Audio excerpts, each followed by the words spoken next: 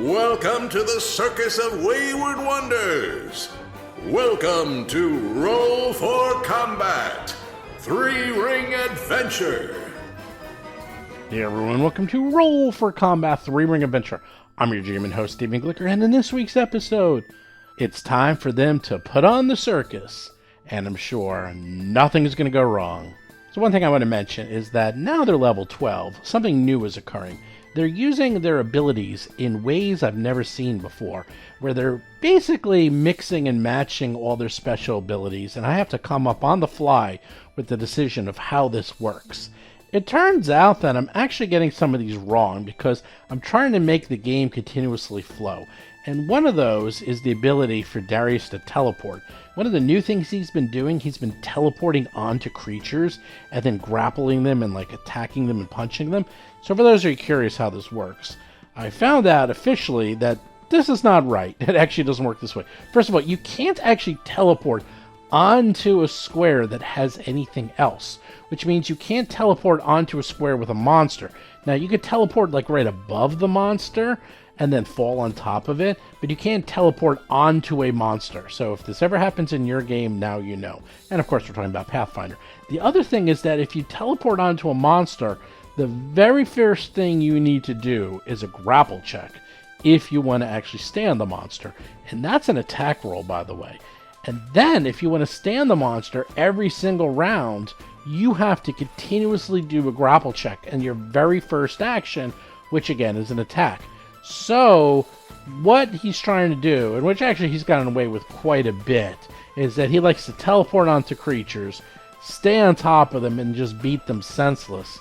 I've let him get away with it because it is cool, and we do try to do at least rule of cool, but I also like to use the rules as written because Pathfinder is such a tight system, is that if you do start to even bend the rules a little bit, it can break very easily. That's sort of the downside of having a system that's so tight. It's very easy for the rules to sort of break if you don't do it exactly correctly. So, going forward in the future, this trick you've seen him do a couple of times is not going to work anymore, just a little FYI. Or rather, it will work, but it's going to require him to teleport a little bit above a creature, then fall on top of it, then do a grapple check, and then every round, before he can do his attacks, he has to do a grapple check, succeed, and then he can attack. So, as expected, and this is something I thought, anything that seems too good to be true in Pathfinder 2nd Edition, for better or for worse, usually is. Also this week, July 26th, that's the date, Kickstarter.rollforcombat.com. That's where you'll be able to find the Kickstarter. We're going to be having a ton of stuff. I'm starting to release more information. If you watch our YouTube show, I'm going to show you some of the cool stuff that you will get, because I have actually gotten prototypes in of some of the various items that you will get if you pledge. So watch our show, myself and Mark, every single week, Tuesday at 2 p.m. Eastern. Well, if you missed it live, you can just see it recorded. But I'm going to start showing off cool things during the live show. So you get to see some of the neat things that you can get if you kickstart. Plus, we're doing a whole bunch of interviews. I will send out those links as they show up so you can find out yet more information, because as much as we've talked about it, the thing is, if we're doing 12 ancestries, a whole card game, an entire book on Eldamon, which is 2 new classes, 160 Eldamon, a ton of lore. This book is going to be gigantic, by the way. That alone is enough for hours of interview. And then Battles of Bestiary, which has 150 monsters, all these cool, strange, and unusual imbuements, tons of more magic items now, because we have to have a lot more magic items because a lot more monsters. It's going to be a bigger book. All of our books are going to be bigger. Battles of Bestiary, Strange and Unusual, that's going to be a bigger book. Battles of Eldamon, that's going to be a huge book. And then all these ancestries, if they're at least 10 pages each, and they're going to add up, and we're going to be doing super ancestries and super duper mega ancestries, this is a lot of content. That's what I'm going to say, is we're talking hundreds upon hundreds upon hundreds of pages. And there's more. It just never ends. So make sure you check that out. Sign up for the newsletter at eldamon.com. And you too can get all the cool information every single week up to the point where it drops. Anyhow, with that, let's get to this week's exciting episode. Time for Betty Bye! Everyone give me a will save. Oh no, these. Except the native. Steel scale. Ooh, Darius 27. Ooh, half 27. That's not good. Ooh, after round 24, you all fail. Woof. Fail. Let's go through each one, shall we? Hap and Darius. Who wants to go first? I'll go first. You're dreaming. Very nice dream. You're staring up into the night sky, and you're looking at all the stars. And you're going through in your mind, like, all the constellations. And then you look at one of the constellations, and one of the stars are missing. And then another star. And another star. And you're like, that's weird. And then you're starting to see that the stars, they're all, like, going off. Disappearing, one by one. And you're just confused. The stars are going away. And suddenly, they're all gone. And you're in pitch darkness.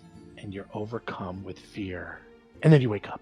You're swimming in a lovely, beautiful lake with your dog, Riley. We're having a great time. And as you swimming in the lake, suddenly Riley goes whoop, and he disappears. And he goes under the water, and you're looking around for him. He's like, Riley, where are you? And then suddenly you feel a hand grab your legs, and you're pulled down under the water, and you're trying as hard as you can to get up, and you can't. Your mouth is filled with water. You can't cast any spells. You're getting pulled down further and further. And sure enough, your legs are bound by these hands, and you're screaming, and water's filling your lungs, and you're about to drown, and then you wake up. But we can breathe underwater, Steven. But you couldn't then. That's why the nightmare is so terrifying. Nightmare is right. terrible. Yeah, maybe you could breathe in real life, but not in this dream. You couldn't. I could also run fast in my real life, but not in my dreams. You know how that works. Oh, Yeah. the molasses legs of dreams. Whoa. We don't have to bring up molasses. That flood in Boston is terrifying. What? Darius. You're all too young. Me? I know about that. The Great Molasses Flood? I learned about it in school. Yes. Elementary school. Yes, it killed like 80 people or something. The Great Molasses Flood of 1919.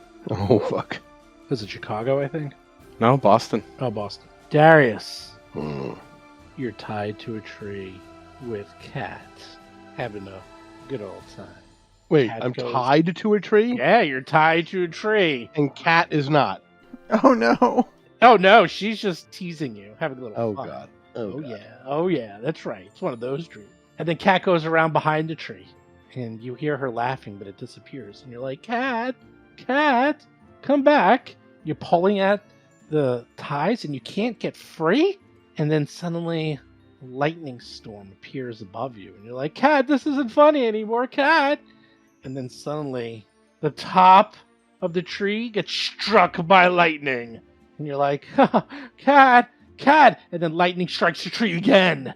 Much closer this time. And you're tugging at the ropes as hard as you can. And you can't get free. And even though you're like straining with your gigantic muscles, and whoever tied these ropes tied them way too tight. And lightning keeps striking the tree over and over again. And you get closer and closer. And you can feel the hairs on your arms stand up. And you can feel the electricity just going through your hair and your head and your teeth. And just as the lightning strike's about to hit you, you wake up. Steel Scale slept great. Yay! Okay, it's the day of the show. Pleasant dreams? Steel Scale wakes up, curled in her lair, like cuddling an Eridan plushie, and that's like well worn, and she's like, Aww. okay. She like adjusts her scales and knocks off any dirt and puts her armor on. Heads off. I just wanted everyone to get a little peek inside Steel Scale's lair. The rest Adorable. of us are just like wide-eyed and like gasping for air and like looking at each other while Steel Scale's still in her snuggie. Oh, Steel Scale's like in her own place. She's nowhere near you guys. Anyhow, today's the day of the big show. Yeah, well, I think at breakfast we're going to talk about dreams. At least Atron's going to bring it up again. So, morning preparations is normal, and then when are we staying at the inn again, or are we staying in the circus now? Yeah, the inn's free. It's all set up for you. Okay, yeah. I mean, you could stay at the inn, or you can stay at the circus. Either one's fine. Doesn't I think matter. we'd maybe at least stay at the inn for now, just to continue to generate hype for the circus, and Yeah. Darius is getting food anyway. Yeah, and you were there last night anyhow, so. So yeah, once we're at the table together for morning meal, breaking fast, as it were, Atron would say, I had another odd dream, nightmare, and all the stars were disappearing from the sky. Now I am more concerned that it's not my mother, but some sort of influence from Zankuthan, Ooh, who's he? god of pain and torture. Oh wait, I'm supposed to use the dwarf voice. Hi, who's he? There we go. That's better. God of pain and torture? My Doesn't dream sound had like a very nice fella, does he?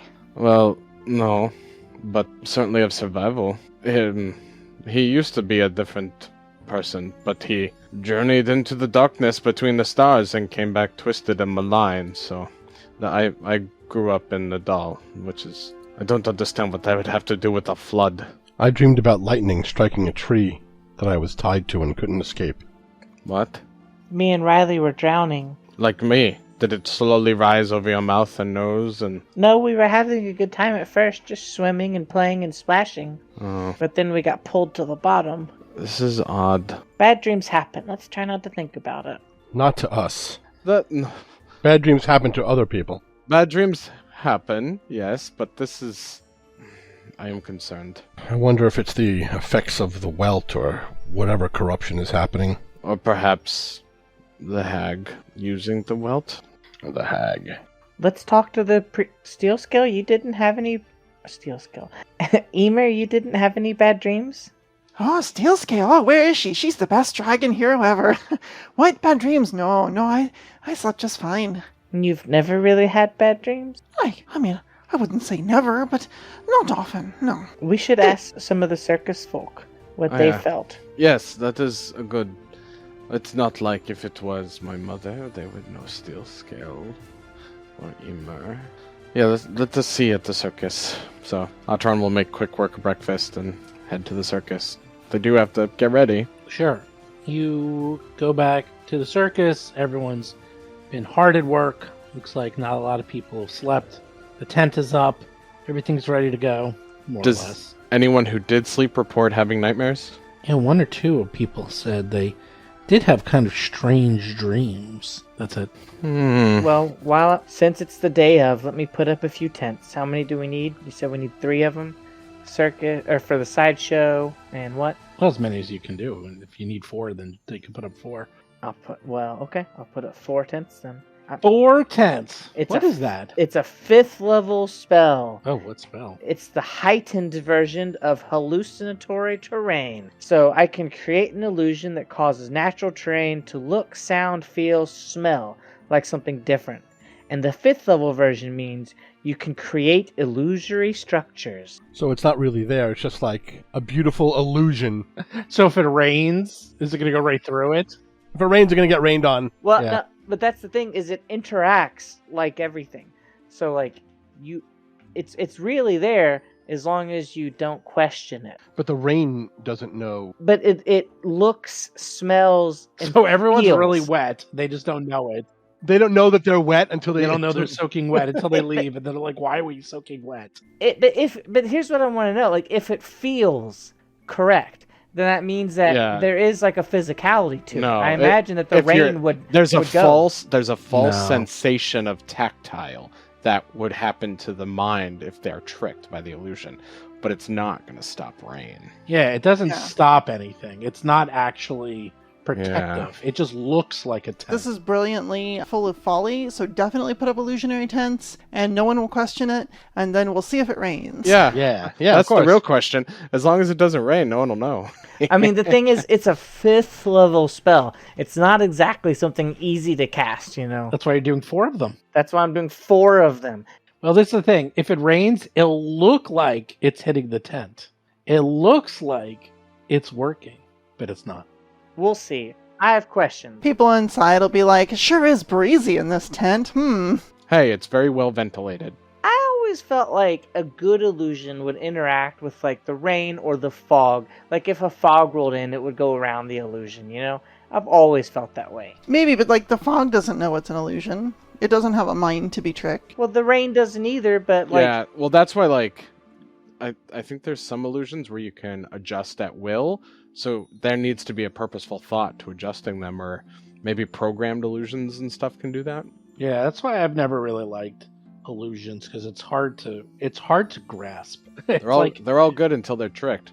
But that's why it's useful for heroes too, because a person could walk up and touch what they think is a real door, but if you just throw a rock and it goes through it, you know it's an illusion. Yeah, I think of illusions like Wile E. Coyote painting, something on a rock. Like, yeah, it looks like it and it feels like it and maybe you think it is, but then as soon as you go into a rock and then you're like, flunk.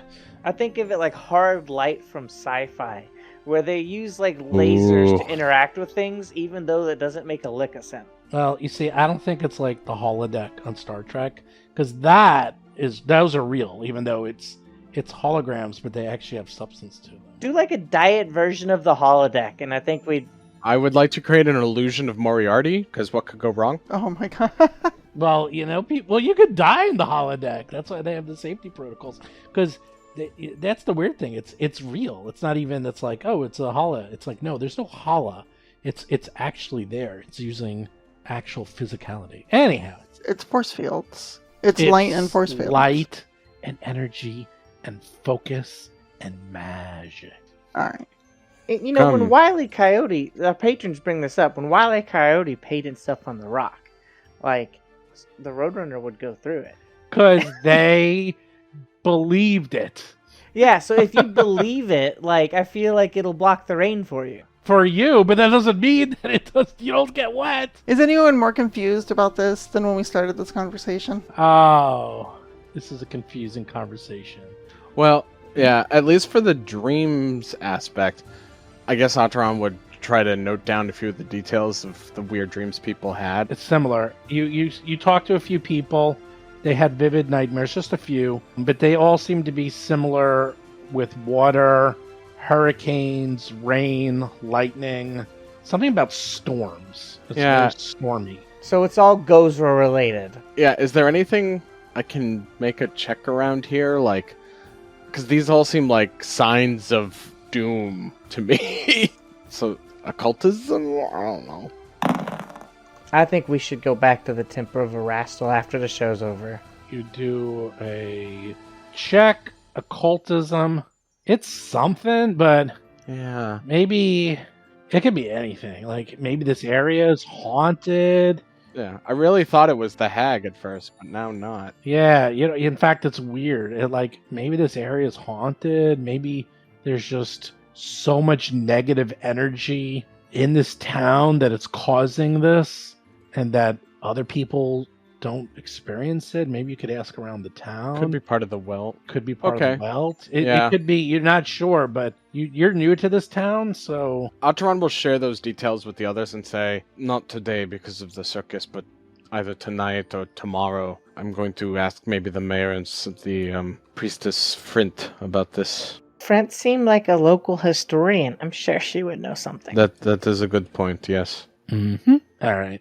It is. It is what it's made for, but as long as it doesn't rain. And it rains here a lot, like he was saying. So if it rains, the jig is up. But if it doesn't, then it's exactly what this is for.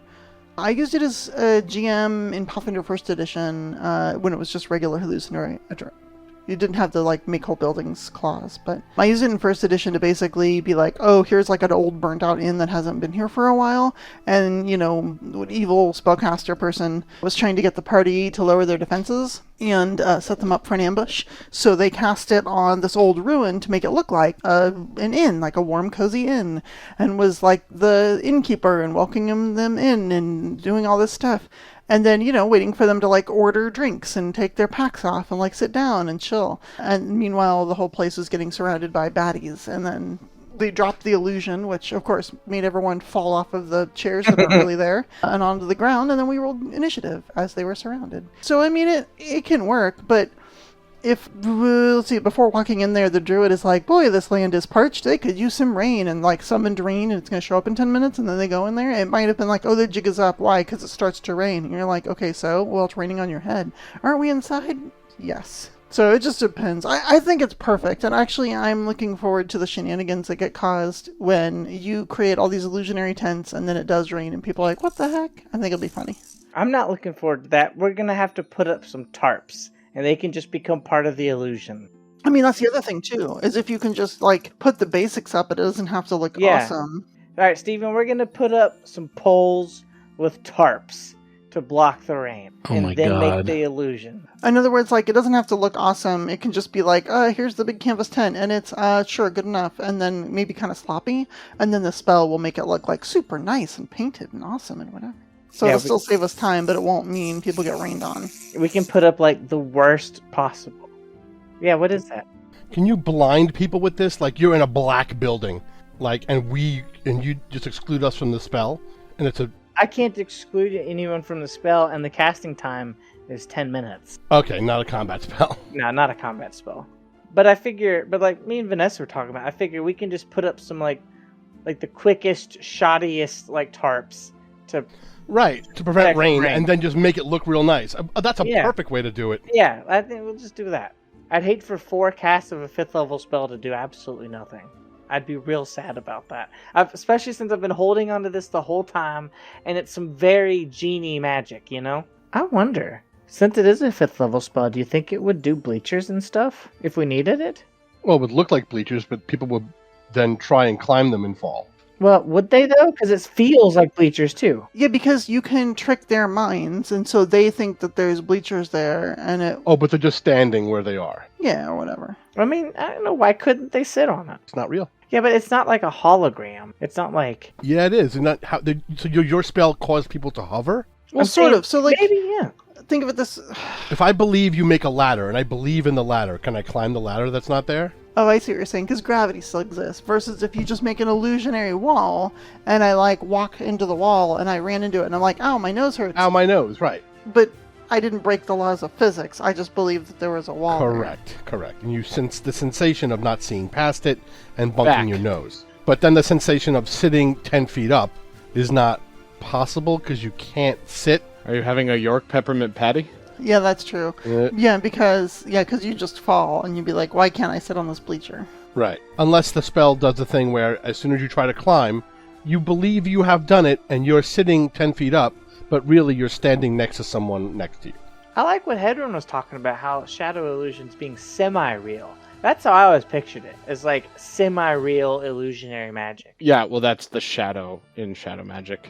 Tron puts the shadow in shadow magic. They do. They like to use shadow stuff. Because is shadow still a sub-school of illusion? I mean, sub-schools aren't even a thing anymore.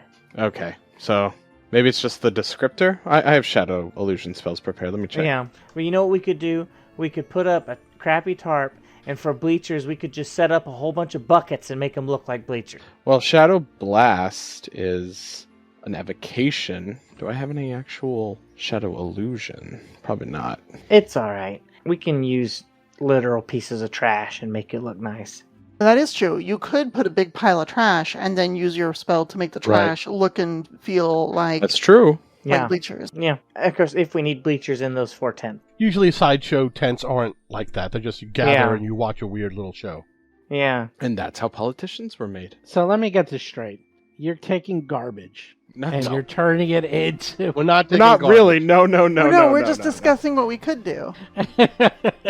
Wow. You're taking tarps, and instead of making tents out of the tarps, you're taking tarps and then disguising them using illusions to make them look nice. Well, that's the thing. Setting up a tarp, you might as well just set up the tent. Is it? Well, a tarp is quick, as opposed to a Yeah. full-on tent, with all, and that looks really nice, and taking our fabrics out of the packaging. You got Hap and I who can fly and stuff like that, so... It normally takes a week to set up for the circus, right? Like, we gotta cut some corners. Okay, corners are cut. You spend all day, half the night, and the circus is ready. Are you ready? Hey. Are you ready? Yeah, I'm sure nothing's going to happen. I'm sure nothing's gonna happen. I think there's going to be a storm and a flood. Just my guess. Why? The night of the circus. Almost the entire population of Willowside turns out. The mayor comes to you and insists on giving the opening announcement, which of course you let her do. And she goes out in front of the crowd and says, "People of Willowside." She gets murdered, so help me. as part of my entertainment initiative, I am pleased to introduce to you the Circus of Wayward Wonders. Yeah, and everyone's like going crazy and chomping, and everyone's like clapping their hands and stomping their feet. And this is like the most energy you've seen this town, well, ever, because they're just always tired and exhausted and starving. But they seem to have a little bit more energy after all the fruits and vegetables and cabbages that Darius has been bringing. Fresh from the recent tour of Escadar and the Swordlands, they will amaze and astound you. Cast aside your worries for the evening and enjoy the mystery and whimsy of the circus. Dun, dun, dun, dun, dun, dun, dun, dun, dun, dun, dun, dun, dun. And clowns come out. You all come out. You do your standard little opening. Everyone has a rounding roar of applause. People are excited. This is like probably the best crowd you've ever had. Like they really needed this. Cool. I'm so excited. I'm so happy to be a part of this. Can I stay backstage and watch, or should I go back to the stands? Oh no, you can stay back here. That is absolutely fine. You should watch how it is done so you can learn, since you will be joining us. Oh, that's wonderful. I will absolutely do that. Okay. So you go about the circus. I presume we don't have to do the whole thing if you don't want to. We'd let the new ones have their time in the light. I'm gonna do a little musical number where I summon an electric guitar Ooh. and go Rammstein with it. No, is that too much? I don't know who that is. I mean, Rammstein is Du Hast. Yeah, but Do you they're like like famous Hast? for their pyrotechnics. Yes. Like fire shooting out of guitars and stuff. I'm partial to Guar myself. Oh, I love Gwar. Guar is definitely a lot of illusory magic. Yeah. Anyhow, you go through everything. Everything is going splendid. Circus couldn't be better, even if you tried. And then Aww. the grand finale, you have the finale, the final performance, all 3 acts going on at once. And then suddenly, just as the finale is ramping up, you hear screams from the audience. And the tent starts shaking as if it's going to collapse. And you hear tearing and ripping and screaming. Oh no. Ataran rushes out center. Yeah, I think we all do. Yep. Well, I thought the sound was coming from outside. It is. Well, Emer's gonna run outside and see what's going on. Put yourselves where you want to be. I'm gonna run out into the stages. If Okay. people are screaming, I think I'll be able to see why they're screaming. Where are the tear sounds coming from, or is it all over? All over. There's a huge tent. I mean, how big is this tent? Tent is Wow. 400 feet by 300 feet. So, Jeez, that's football field. yeah, I mean, it's basically a football field. Like, that's the There's best. 2 analogy. football fields laid in a cross. Yes. It's a huge. You forget. You're like, how big is this tent? Oh, this is a big damn tent. Yeah. This is big. Like, this is no joke. Okay, is everyone where they want to be? Yeah. Yeah. Yes. I mean, I think I'm where I would go, which is to look outside and see what the noise is. Okay, where are you? Oh, I see you. Okay. I'm just going to move your Yeah. scale to the side here. Sort of down about 7 o'clock on the map. Yeah, I see you. Suddenly, you see from the top of the tent, you see pterodactyls tearing through the tent. And on top of them are Zolgaths I knew it. with fire bombs. Steven, for the audience's sake, I want to let the audience know these are Quetzalcoatl's. And Quetzalcoatl's. they are way different than pterodactyls because they Yes. are so big. They're like the biggest thing that has ever flown on the planet. Have you ever seen the movie Q? Does anyone else know what I'm talking about? Oh, I know exactly what you're talking about. It's an old No. shitty movie. It's No. an old, terrible movie. Look it up. Just look up movie Q while we're waiting. That is what you see. Yeah, these are terrifying. All right, hold on. Let's see if I can get everyone at once. Hold on, this is going to be tricky. Wow. Wingspan of 33 feet. Yeah, they're massive. Whoa. All right, I know what I'm going to do. Does Jurassic World realize we're doing some, marketing for them? Roll for combat! Did I get everyone? I think I did. Wow. This is a lot of people in this combat. Woo! Okay, this is what you see. You see these Quetzalcoatlus? Quetzalcoatl. Quetzalcoatl. Quetzalcoatlus. There's a US at the end. I'll call them Qs. You see the Qs way up in the air. They're tearing through the tent, and on them are these Zolgaths. And yeah, it looks like they're going to try to kill everyone. Okay, so right above the tent, I'm going to give this guy a number because there's so many of them. Now there's 4 of them, and 4 Zolgaths riding them. And if you look in handouts, you can see what they look like. Is that fun? And this... Now, I'm not going to put the Zolgaths on top of the Qs because it just will get confusing because there's a lot going on right now. So this guy goes in, the Q comes dive bombing, and is attacking the people in the stands. No! Tearing them to shreds. People are screaming, blood going everywhere. Oh no. They're done. Now comes the... How do they go? They go together, so let me find the other one. Okay, and then the Zolgath herder, who seems to be controlling his Q, he starts also going towards the stands. The Q is starting to screech, attacking people, and he is throwing... Oh, that's a bad roll. He rolls a 39, throwing alchemist fire, exploding in the stands, with people screaming, catching on fire. The whole place is in chaos. Hab is up. So, giant attack to the north, giant attack to the east. Good news is the Qs are a little bit close. They're only like maybe 15 feet off the ground, 20 feet, those two. Okay. Number 1 and 2, so they're kind of easier to get to. The other ones that are around, those are much higher because they're still breaking through. And you're up, Hap. Yeah, let me measure this just a little bit too Now far. remember, Fireball will kill all the innocent people. Yeah. But, you know And what? if you kill a Q and it lands on the stands, everyone below the Q will die too. Alright, I'm gonna move towards the Quetzalcoatl that is kind of in the southwest. And from here, because they're flying, right? So I'm gonna pretend like I'm clever when I cast Gust of Wind on that Quetzalcoatl to knock him out of the sky. Phew. It's a 60-foot line, so I should be able to hit the rider and the Quetzalcoatl. Which one? The one at the southwest. Oh, you're trying to hit one that's still tearing through?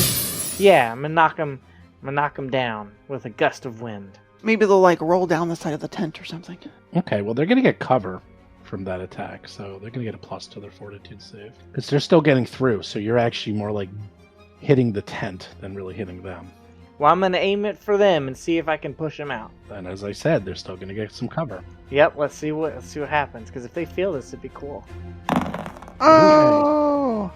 They ain't got a +5, I'll tell you that. Okay. So it's flying, and all it does is it starts hitting the top of the tent, and now there's a tear like all the way to the ground. You just made a 200-foot tear in the tent. It is beyond ruined.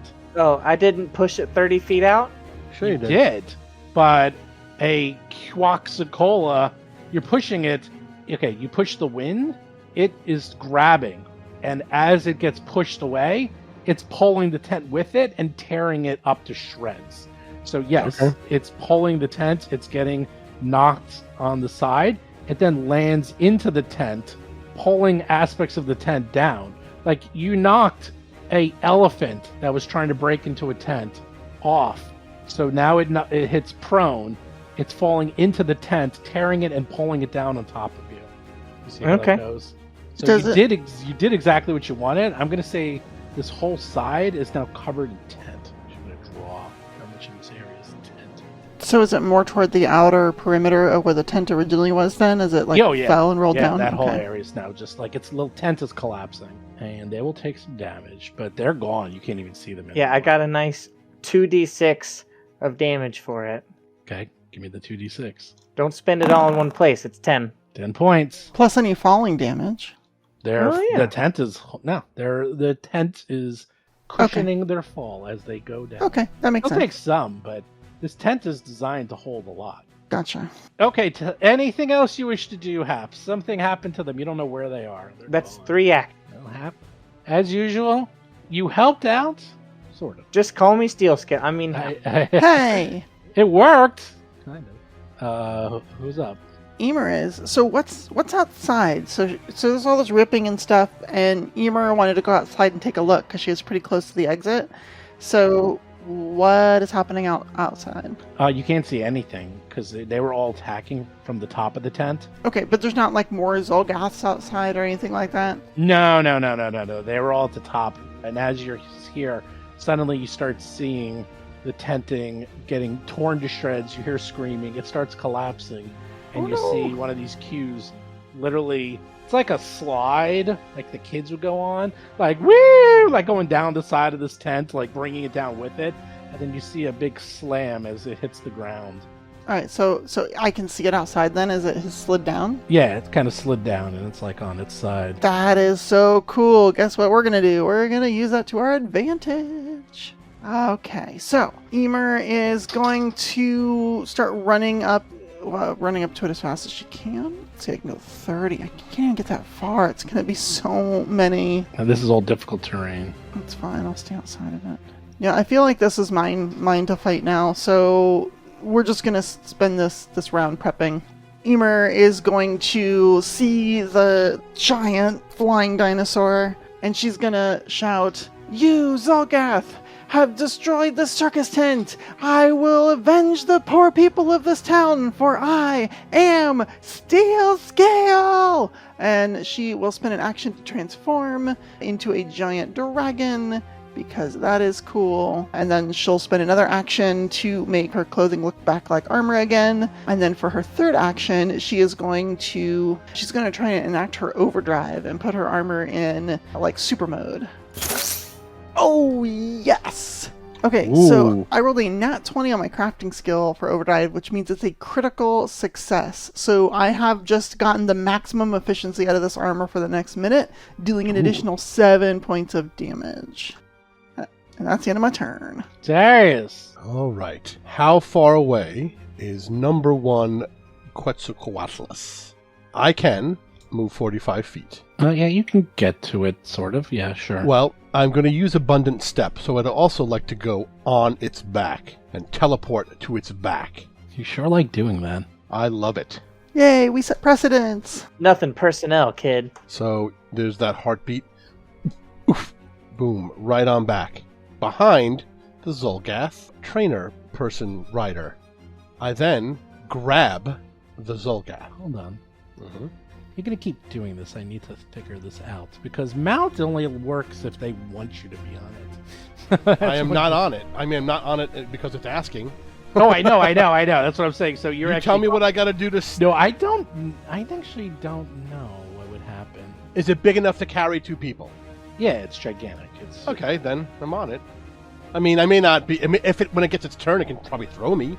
Yes, I'm curious what Vanessa's going to say. Oh, yes. When I did it before, I used my reaction to grab an edge, the same as if you were falling and going to grab a surface. And when you do that, you make an athletics check against the DC of climbing it, which would probably be the athletics DC of the creature. It's similar to grabbing it, but that's what you had me do before, if I recall. Good.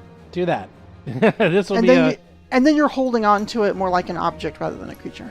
Yeah, basically, because, it's like you're trying to grab a gigantic, flying, screaming, attacking creature who doesn't want you anywhere near it. So, give me... I teleported, so it doesn't have a chance to go squark, until I'm on it. You know what I mean? You're not on it. You're, like, near it, and you still got to grab it when you appear there. Yeah. So I make a reaction? Is that what this is? A reaction athletic? Yes. A reaction to grab an edge, yeah. I'd say reflex. It's just... No, you can say reflex, but... I have, where is it, Rapid Mantel. You can use athletics instead of reflex to grab an edge. Okay, whatever. Rapid Mantel. Okay, that's fine. How's that? Barely. Is that a yes? Yes. Wait, what did you get, a 31? Barely makes it. So, it's like horseshoes and grenades. It works. However, you forgot one thing. Yes? Fortitude save! Oh no, Stinkitude. Stinkitude. Let me turn mountain stance off.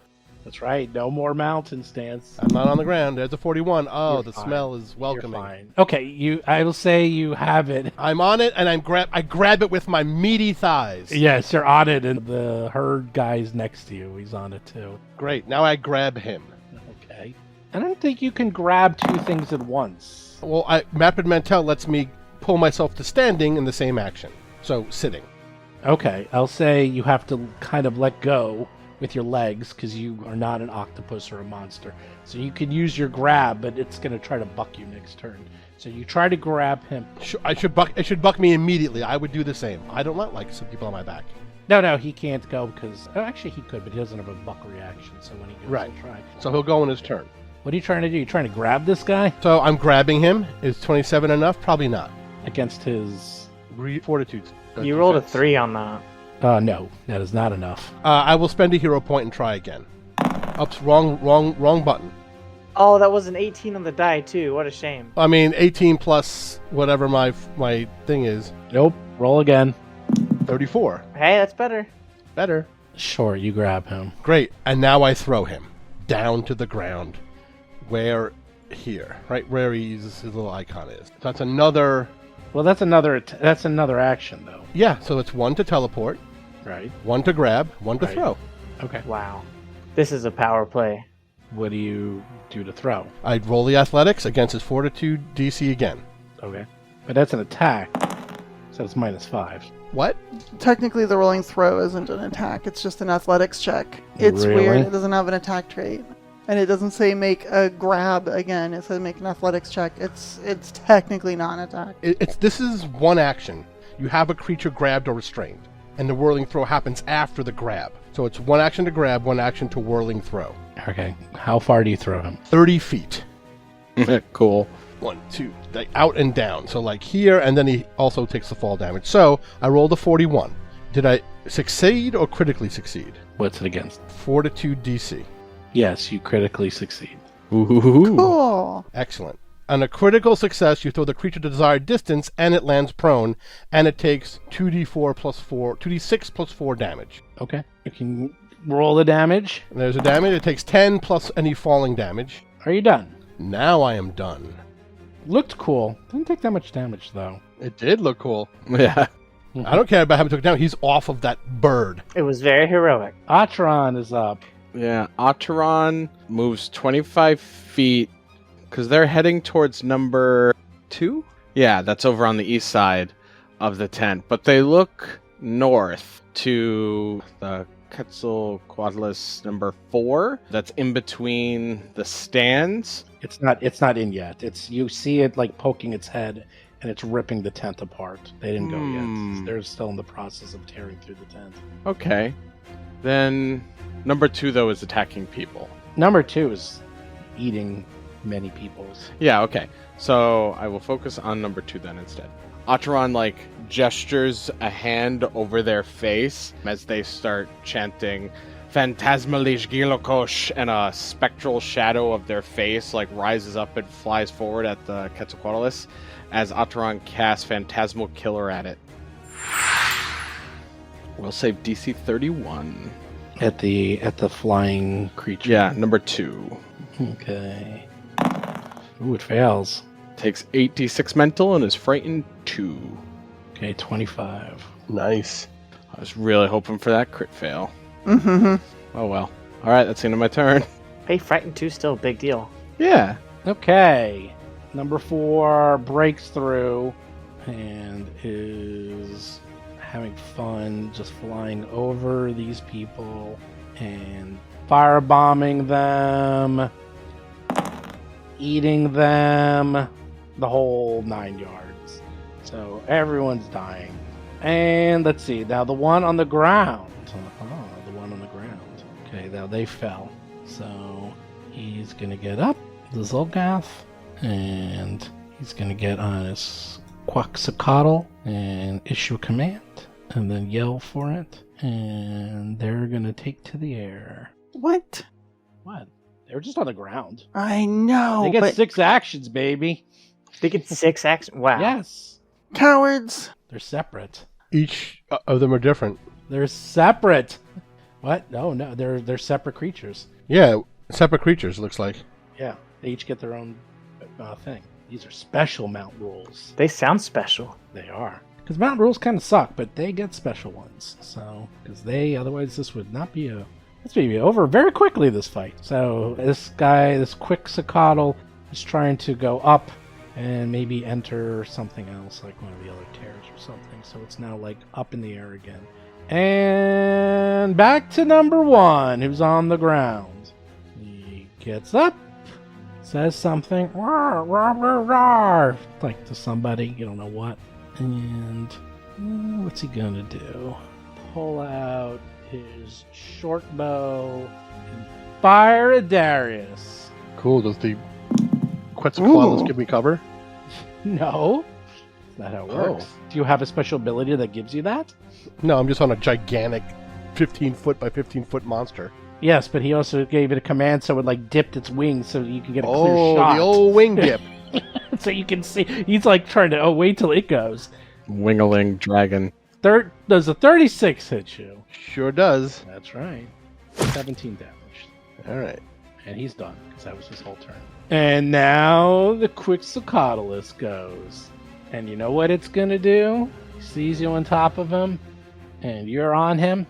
Yep. He's just going to beak you to death. Beak, beak, beak, beak, beak, beak, beak. First he's going to beak you. 30. That's a hit, because I'm not in any mountain stance. Aw. Okay. Ooh, now you're bleeding. Oh, boy. Let's give you some bleed. Hold on. Moving you off of him. And he is also then going to swoop. And he's like flying. And he's flying kind of near the herd, his buddy. And you're like holding on for your dear life as he's doing this. And then while he's doing that, he is also going to talon you. He's like trying to rip you off. 33. Hit.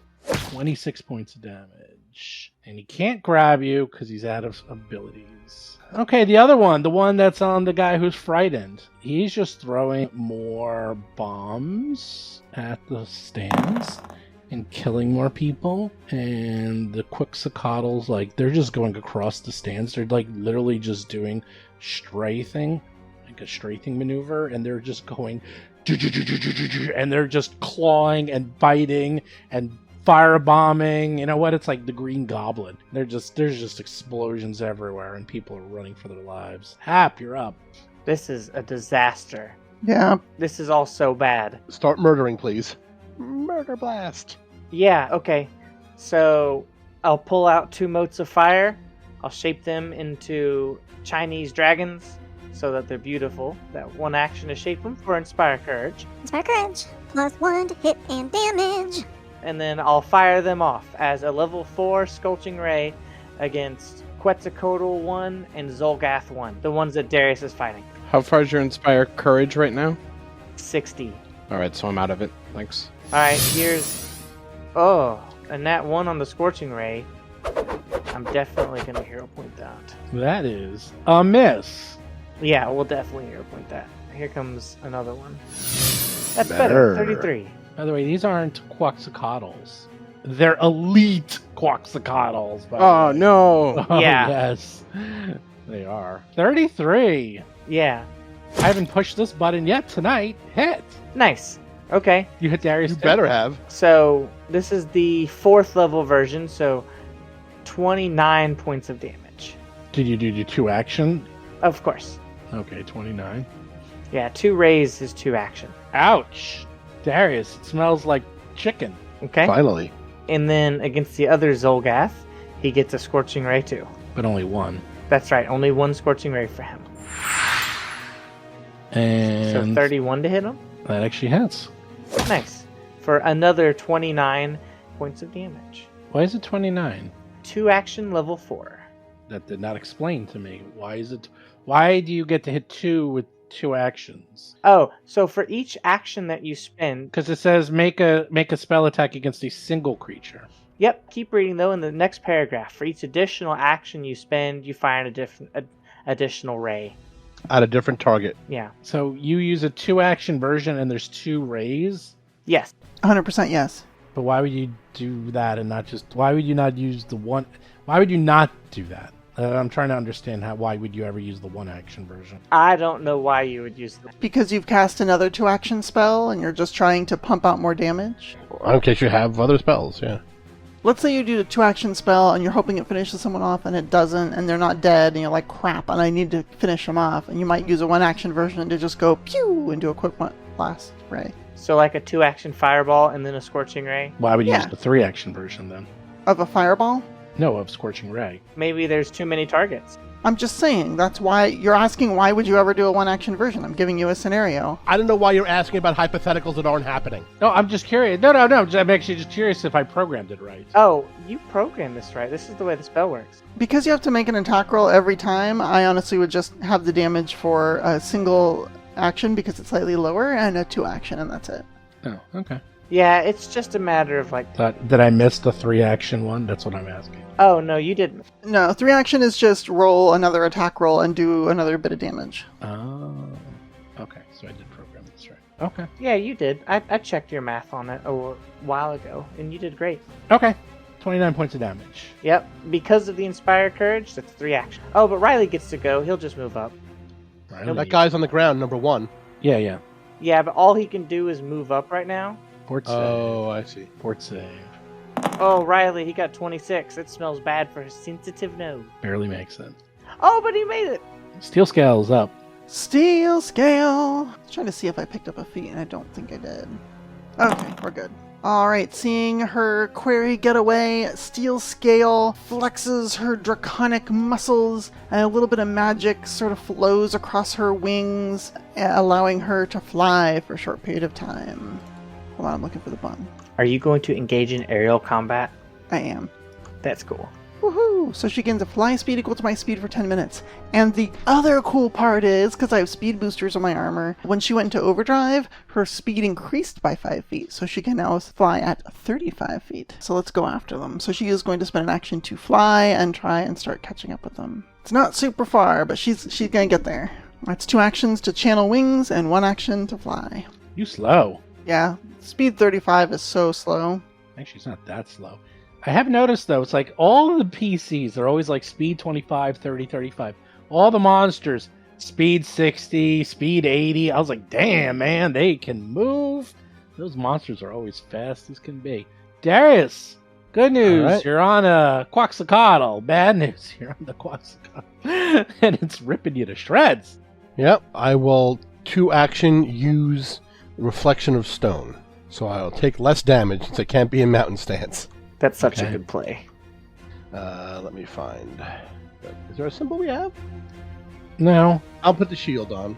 All right, that's good. That's a good idea. 20 minutes of resistance, what is it, 11 or level?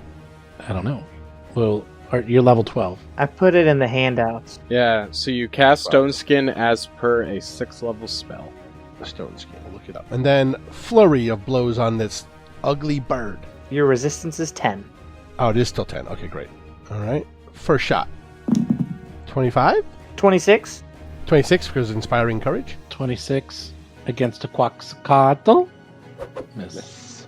Is he flanked? No. No. Okay. I misread the map. And I missed with a 24. Whiff, whiff. Well, you don't have... I'm not giving, like, full, like, descriptions of the heights and stuff. A little theater of the mind because I don't want to get too crazy. Yeah.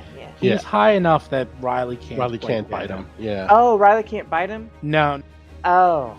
No, he's like 10 feet, 15 feet up or something. Yeah, also, he has reach. So the Quaxicotl could be much further off the ground and still Sure. grab everyone. Is it okay if Riley's next to Zolgath? Because I thought he was on the ground for some reason. Sure. Yeah, well, I put the little flight thing up there. Yeah, I just missed it. Flight basically means it's too high for ground people to grab, but it's still not quite high enough unless I do something crazy. Like the one that's above the tent, that one's really high up. But these, they're dive bombing. So they're like right over everyone. And so you can jump up and grab them, or if you have reach, get them or something. 24 is going to miss. Yep, so it's a miss and I'm done. Oh, so double misses. Oh, boy. Okay, Acheron, you're up. So both 4 and... Oh, do I bleed? You do bleed. Sorry about that. It's not a lot. It's only, what is it, 1d... 6 or something. Okay. We have to save these people. Ooh, 1d8. Ooh, I never do a Oh. 1d8. 6 points damage. 6 points. And then you do a flat check to see if you get rid of it. That is not resistible by my rocky form, right? Nope. No. And a fortitude save, you said? Yes. No, just flat check. Oh, flat check, sorry. We're all rusty. I haven't done this in a while now. I haven't bled in a while. Yeah. Either way, I rolled 7. No good. Also, this map is gargantuan, so it's a little slow. It is huge. Atron, this is terrible. They're all over the place. Everything's far away. There are people screaming and dying, and ugh. 4 and 2 are over the crowd right now, correct? Yes, right over it. 10 Yeah. feet above. Poking and prodding and firebombing. And they are very far away from me as well. Very far away. Yeah. So, Atron can move 25. Where's Longstrider when you need it? Yeah, everything is too far. Decisions. Quetzalcoatl's speed is 50 feet. Yeah. What's the best play here? Atron is going to chant as a vertical sundial shrouded by moonlight and darkness appears behind them. Yosh Chelek Vish is going to cast haste on themselves. Then is going to move twice.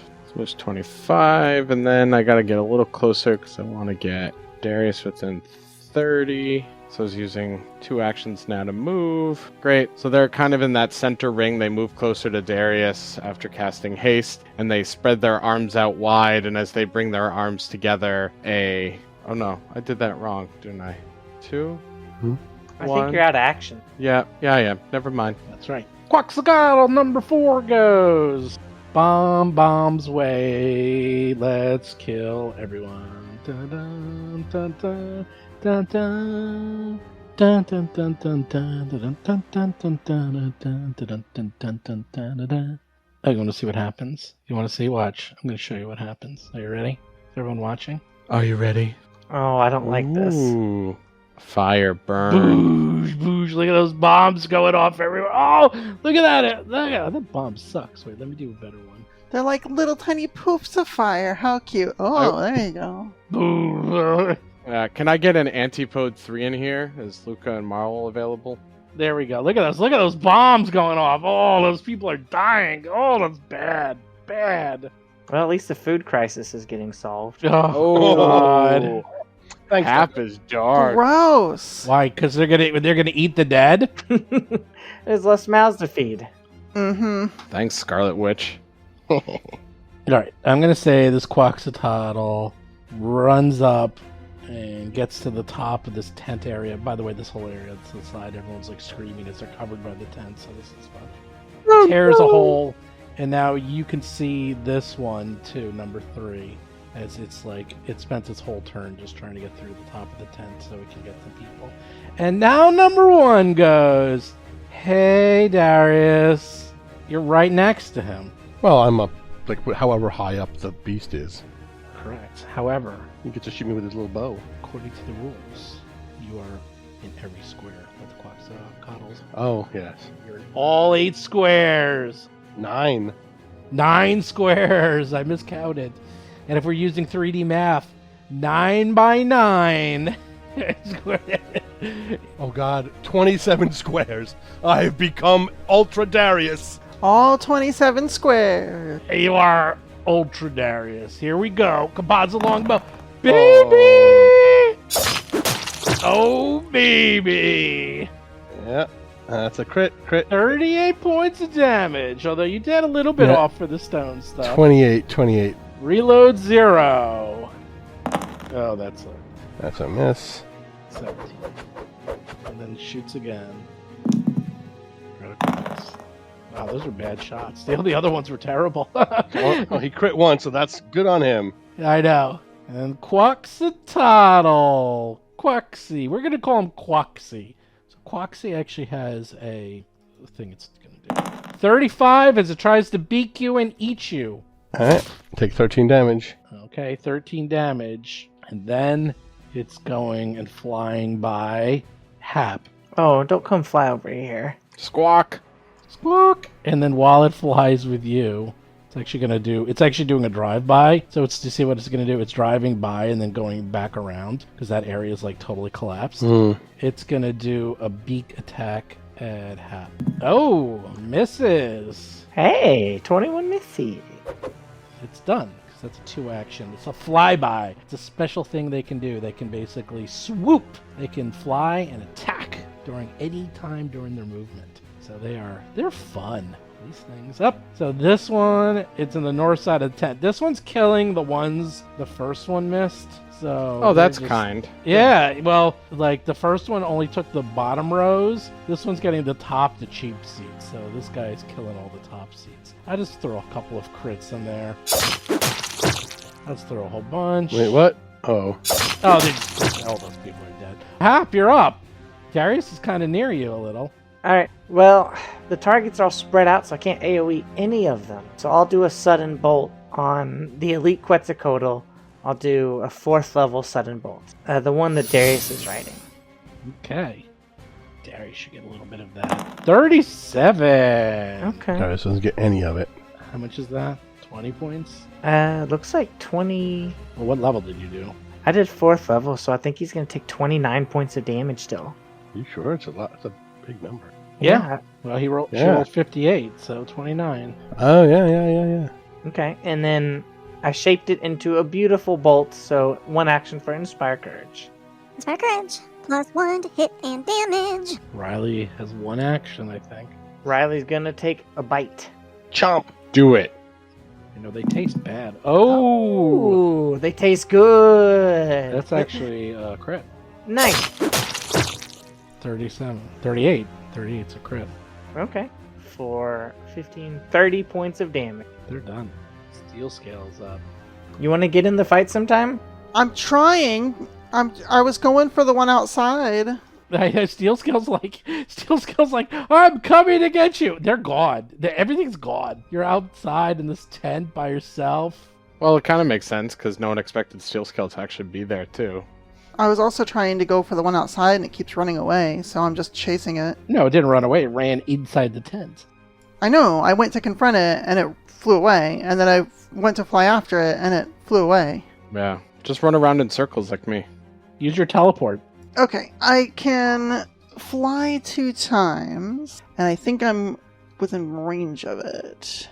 Well, it's through the hole, but I'll say you can attack it through the hole. There's a hole. I'll draw like where the hole is. Yeah, all my good stuff takes a couple actions, but that's all right. I got one good thing. So Steel Scale, she flies up this collapsed part of the tent and sees her quarry through the hole it just created and flew through, and she's going to try and shoot it. She leans herself over, sort of hunches over a little bit, aiming this device on her back at it, and out shoots a big ballista bolt from her back.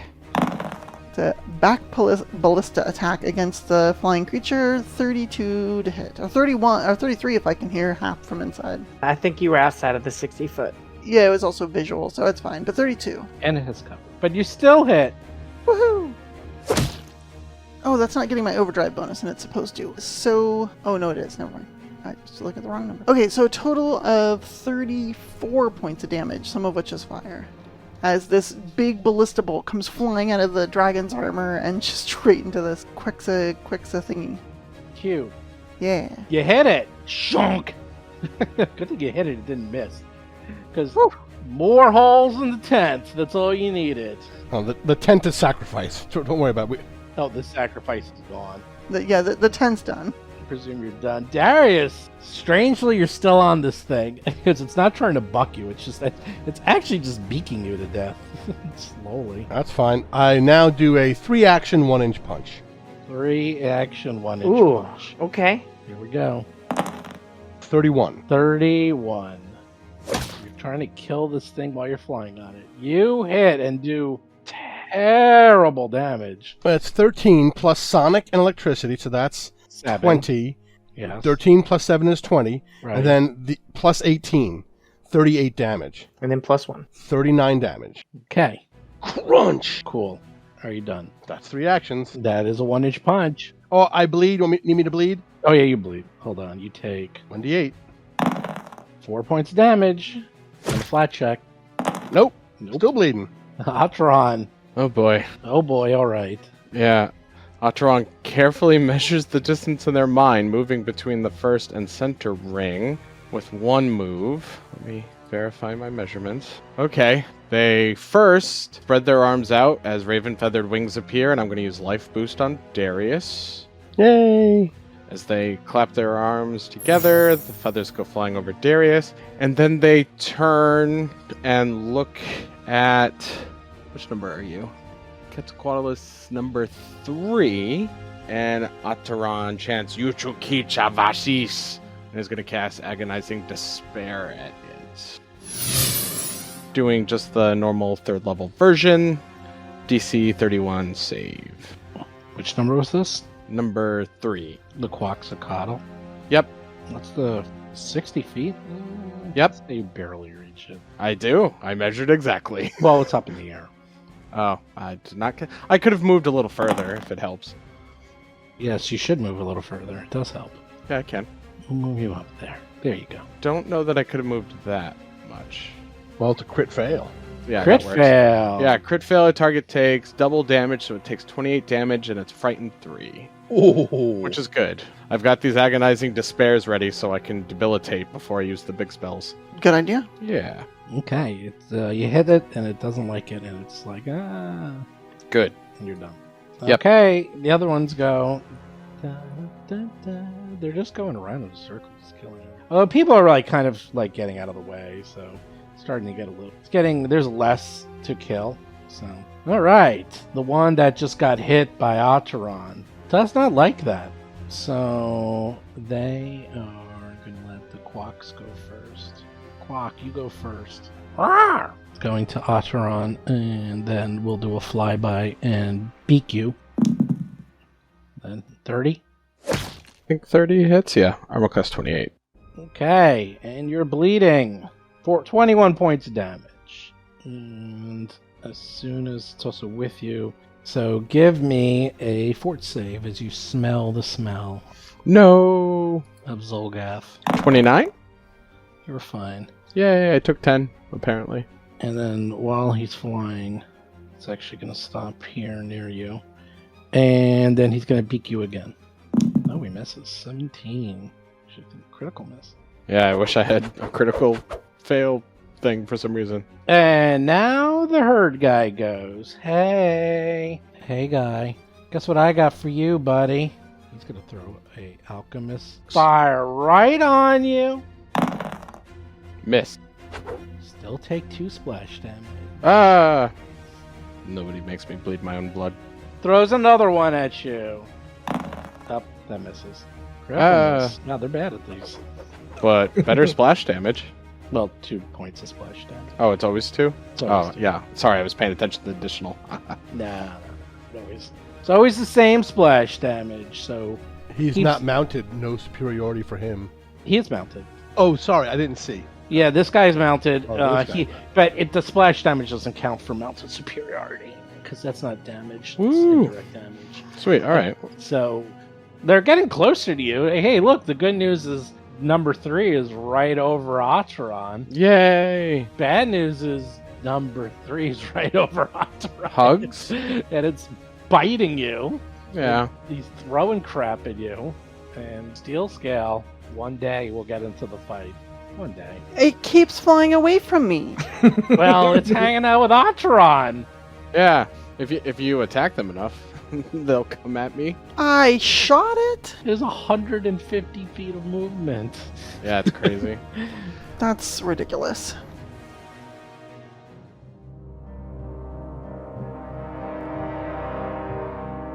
You've been listening to Roll for Combat 3-Ring Adventure, a Pathfinder actual play podcast.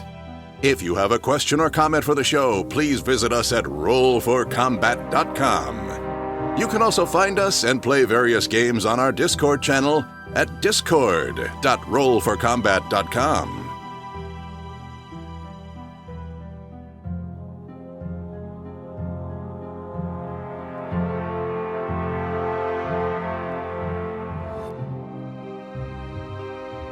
You've been listening to Roll for Combat, Until next week, if you run out of range of your party healer, it's your own damn fault and you deserve to die.